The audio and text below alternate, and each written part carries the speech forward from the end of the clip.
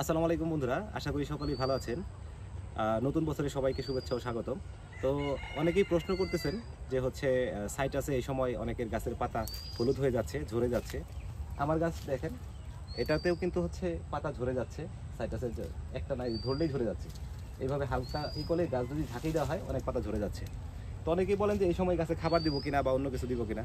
এখন গাছ ডরমেন্সি পিরিয়ডে, শীতের সময়। তো এখন যদি গাছে খাবার দেওয়া হয় তাহলে সেক্ষেত্রে সেটা কিন্তু সে নিতে পারবে না।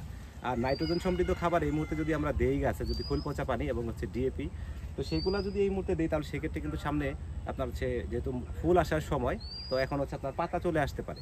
তো সেই হিসাব অনুযায়ী এই মুহূর্তে আপনারা চাইলে খাবারটা বন্ধ রাখতে পারেন। এখন বলেন যে আসলে কী ধরনের সার দিব আমরা এই সময়। তো এই সময় আপনারা শুধুমাত্র গাছে আপনার হাফ চা চামচ পটাশ সার টবের চার কিনারায় ছিটিয়ে মাটি খুঁচিয়ে পানি দিয়ে দেবেন। এটা 30 লিটার বালতির জন্য। আর যদি হাফ ড্রামে গাছ থাকে বা জিও ব্যাগে থাকে তাহলে সেক্ষেত্রে 1 চা চামচ পটাশ সার টবের চারপাশে ছিটাই দিয়ে মাটি খুঁচিয়ে পানি দেবেন। অনেকেই আবার বলেন যে লাল পটাশ ব্যবহার করুন না সাদা পটাশ। আপনারা একটা ব্যবহার করলেই হয়, দুইটার মধ্যে যে কোনো একটা আপনারা ব্যবহার করতে পারেন, কোনো সমস্যা নেই। তো এখন এরপরে স্প্রের ক্ষেত্রে আসি। তো এই মুহূর্তে আসলে গাছে শুধুমাত্র একটা ছত্রাকনাশক, কপার অক্সিক্লোরাইড গ্রুপের যে কোনো একটা ছত্রাকনাশক স্প্রে করে দেবেন, এটাই ভালো কাজ করে সাইট্রাসের জন্য। আর তার পাশাপাশি আপনারা গাছটাতে মিরাকুলাম যদি আপনাদের কাছে থাকে ট্রাইকন্ট্রোলার গ্রুপে, তাহলে সেটা প্রতি লিটার পানিতে 1 ml দিয়ে গাছে স্প্রে করে দেবেন।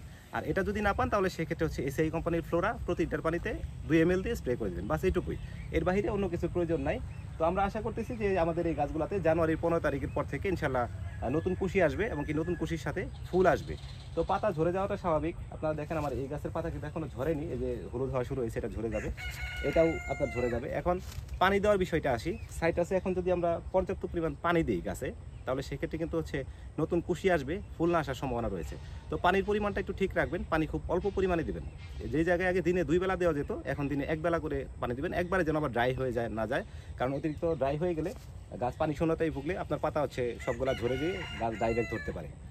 তো এইটুকুই তথ্য আপনাদের দেওয়ার ছিল। আপনারা আজকে প্রায় 1 সপ্তাহ যাবৎ প্রতিনিয়ত নখ দিচ্ছেন যে সাইট্রাসের এই সম্পর্কে, যত্ন পরিচর্যা সম্পর্কে এই সময় একটা ভিডিও দেওয়ার জন্য।